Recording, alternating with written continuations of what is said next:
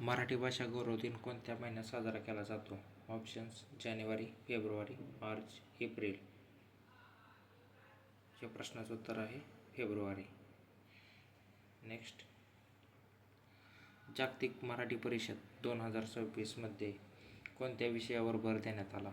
Options आहेत: औद्योगिक विकास, मराठी भाषा व संस्कृती संवर्धन, कृषी सुधारणा आणि क्रीडा विकास. या प्रश्नाचं उत्तर आहे मराठी भाषा व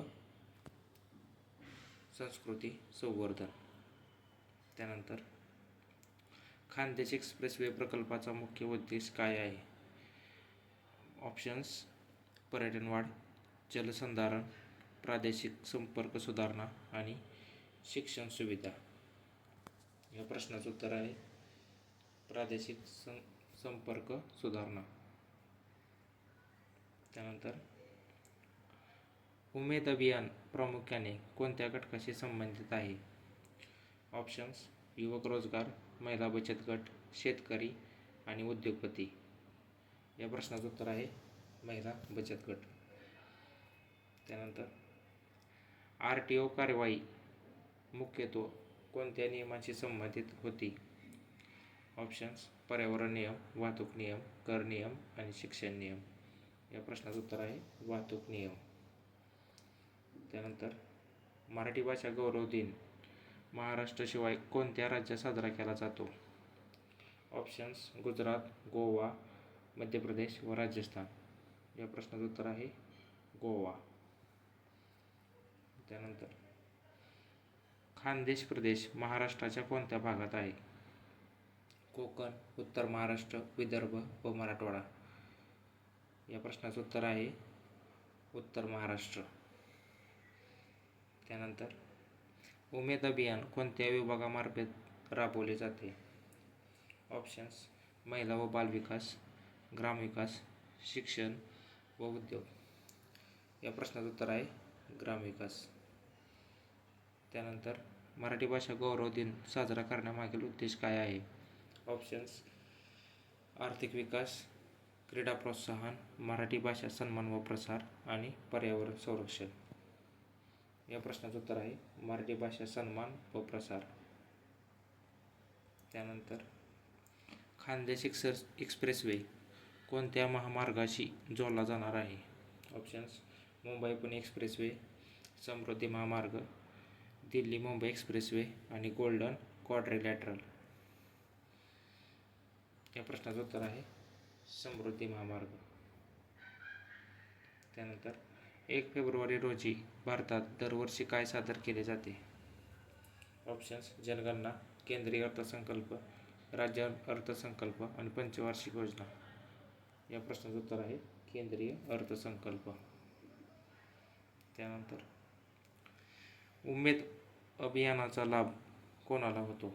ऑप्शन्स: शेतकरी, महिला स्वयंसहाय्यता गट, विद्यार्थी आणि उद्योजक. या प्रश्नाचं उत्तर आहे महिला स्वयंसहाय्यता गट.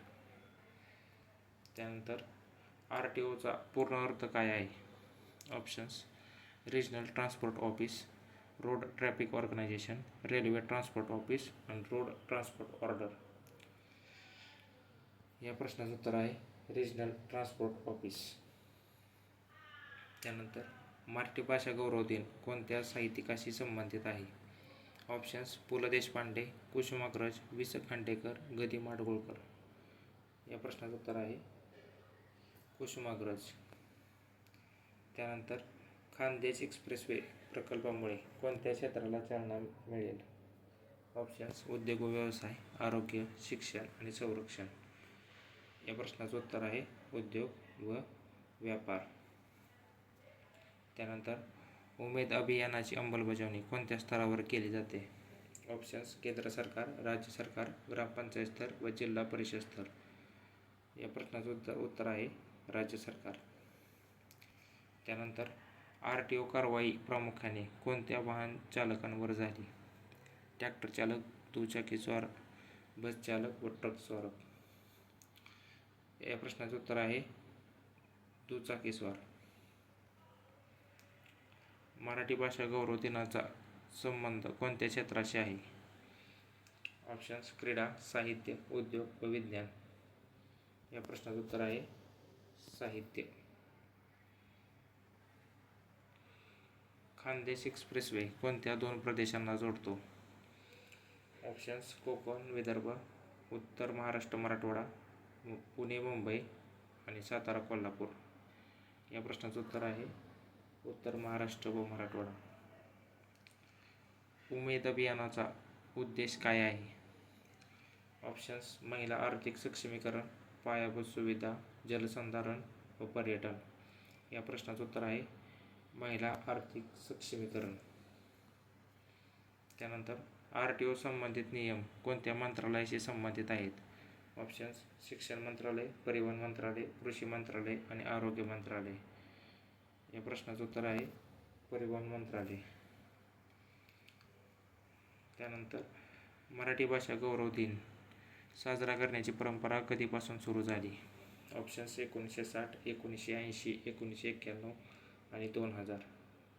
या प्रश्नाचं उत्तर आहे 1991. त्यानंतर खानदेश एक्सप्रेसवे प्रकल्प कोणत्या प्रकारचा प्रकल्प आहे? रेल्वे, जलमार्ग, रस्ते प्रकल्प आणि विमानमार्ग. या प्रश्नाचं उत्तर आहे रस्ते प्रकल्प. त्यानंतर उमेद अभियान कोणत्या योजनेअंतर्गत ओळखले जाते? ऑप्शन्स NRLM, नंतर PMAY, MG नरेगा आणि PMGSY. या प्रश्नाचं उत्तर आहे नॅशनल रूरल लाईव्हलीहूड मिशन. त्यानंतर RTO कारवाईचा मुख्य उद्देश काय होता? ऑप्शन्स महसूल वाढ, सुरक्षित वाहतूक व्यवस्था, कर संकलन आणि परवाना वितरण. या प्रश्नाचं उत्तर आहे सुरक्षित वाहतूक व्यवस्था.